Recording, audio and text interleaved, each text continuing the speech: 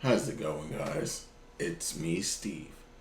Here's the latest in Disney news. Let's get into it. Arendelle, a frozen dining adventure, is Disney's first frozen-themed theatrical dining experience, and Disney is excited to invite guests on the Disney Wish to the Arendelle Castle for a royal engagement party for Queen Anna and Kristoff. Picking up the story where Disney Animation Studios' Frozen 2 left off, Elsa and Olaf will host a celebration with catering provided by their friends Oaken's Hardy Party Planning Service and Sauna, and live entertainment by local musicians who specialize in Nordic renditions of familiar Frozen songs. Designed in the style of a theater in the round, this purpose-built entertainment venue was designed to bring the story to life with dining tables situated around a small center stage and all the theatrical bells and whistles. Invisible fiber optics embedded in the ceiling will conjure Elsa's icy magic, and panoramic windows will magically transform from real-time ocean views to the colorful dancing lights of the Aurora Borealis. Throughout the meal, guests will enjoy live musical performances by these beloved characters and will even get the opportunity to join the festivities with fun table crafts, hilarious sing-alongs, and a grand finale that will have everyone in the audience on their feet. The one-of-a-kind menu for Arendelle, a frozen dining adventure, combines traditional flavors and ingredients from the Nordic region with modern, family-friendly fare. Don't forget the dessert, where you can bet that one of Anna's favorite foods, chocolate, will be on the menu. Disney's Oceaneer Club on the Disney Wish will be home to Fairy Tale Hall, a royal trio of activity rooms where kids will become part of the story in three unique ways. One of these rooms, Anna and Elsa's Summer House, will allow kids to test newfound icy powers during Frozen Fun, a series of gesture-based games hosted by none other than everyone's favorite snowman, Olaf. Kids can have snowball fights with friendly trolls, hunt for the mysterious snow G's, and you never know who might stop by to join in the Frozen Fun. The Disney Careers website is now offering job positions at Walt Disney World theme park restaurants. The latest job postings are for cast members who work full-time in Disney World's food and beverage quick service restaurants. Food and beverage quick service roles receive a starting rate at $14 an hour. These postings will now seem to suggest that the cast members that were previously separated from the company have now reached a conclusion, and Disney now needs to go outside of its existing employee base to fill positions. A return of the Disney College program in June will likely greatly ease the current labor shortage that is impacting the ability for the opening of more dining locations and to increase operating hours.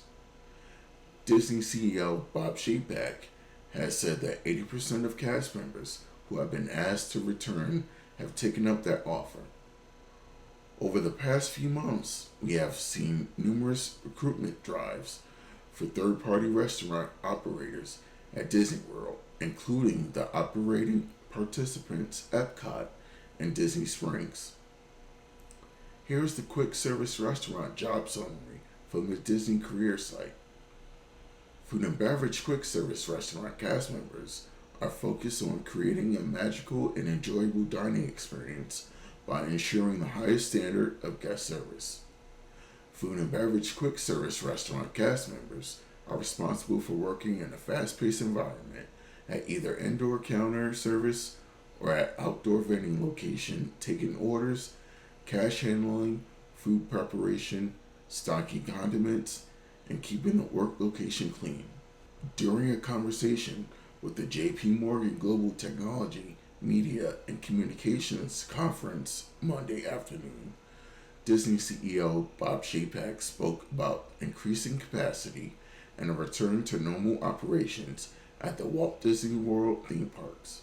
Bob said that we can expect to see low double-digit increases in attendance over the next couple of months, and that we should see the full benefits of the relaxation of guidelines closer to the end of Q4 around September.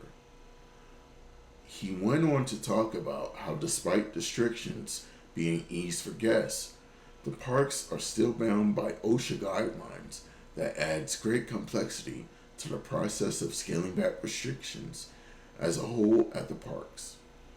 Shapek also talked about how the pandemic shutdown gave the company the opportunity to reconsider legacy processes and offerings, including ticket pricing and annual pass sales.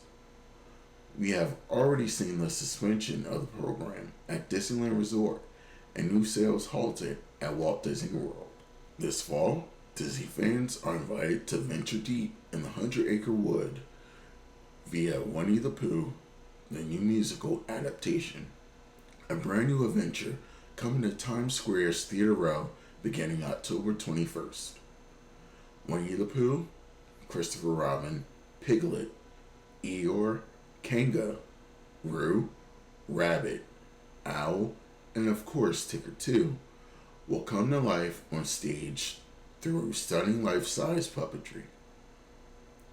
The beautifully crafted musical stage adaptation will feature the Sherman Brothers' classic Grammy Award-winning music with additional songs by A.A. Milne.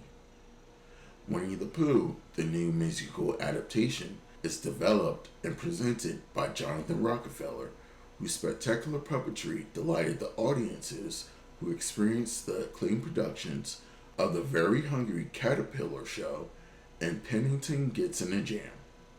Rockefeller says, "I'm thrilled to be entrusted to create a new classic for the stage, for new audiences as they join our adventure into the 100-acre wood. And what a great adventure." In partnership with TodayTix.com, an exclusive ticket pre-sale for Winnie the Pooh, the new musical adaptation, begins June 1st before tickets are available to the general public beginning June 14th. To register for the pre-sale and learn more about the new show, visit WinnieThePoohShow.com. I'm, for one, am excited about this new show because it's right in my neighborhood, New York City. All I have to do is just jump on a train from Brooklyn and I'll be right into Times Square.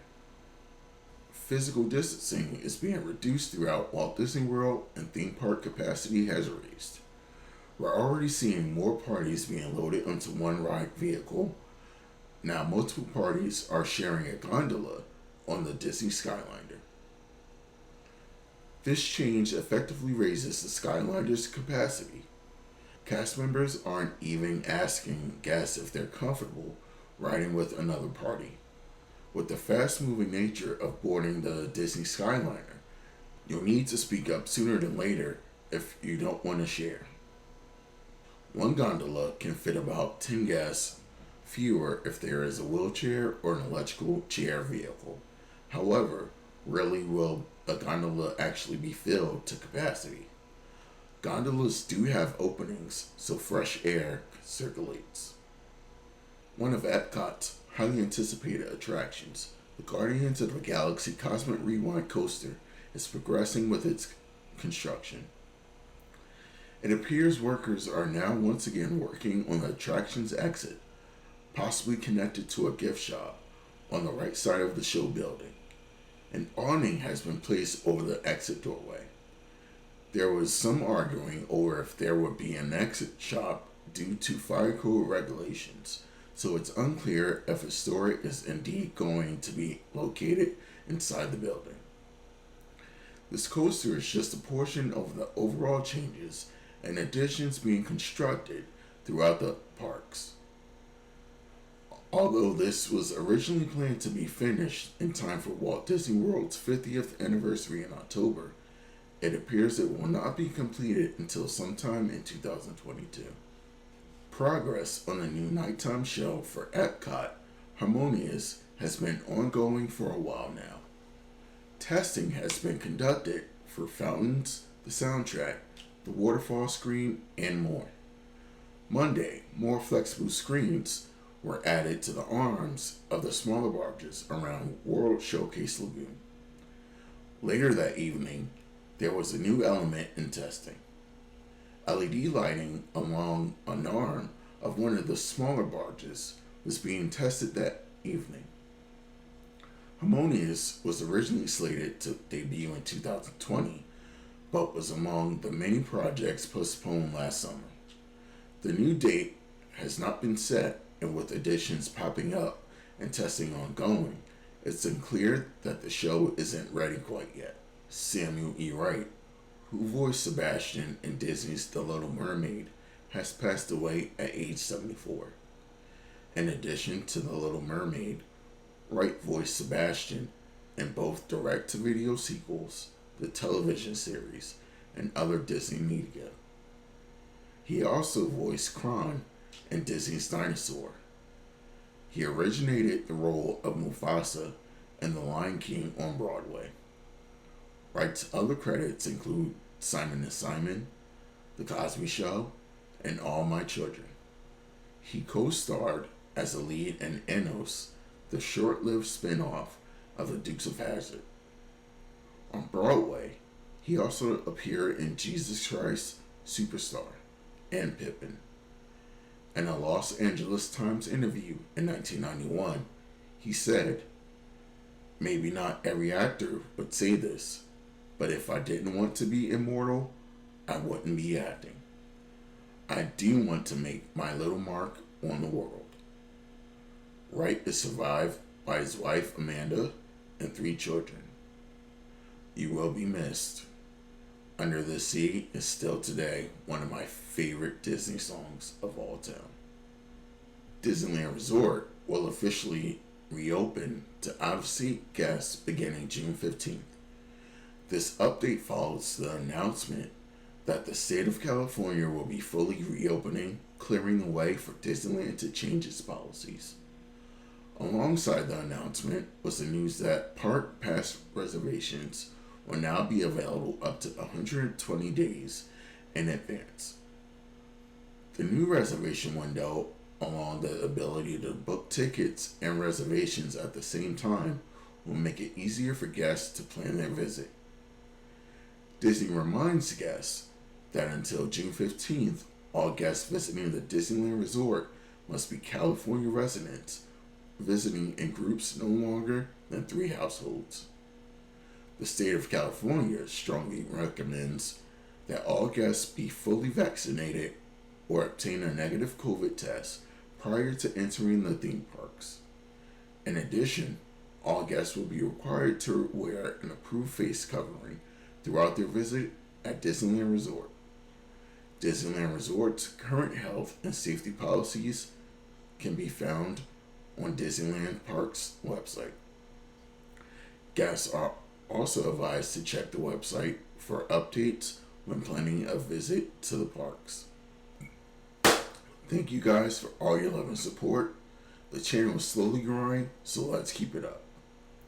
I enjoy giving you news about all things Disney.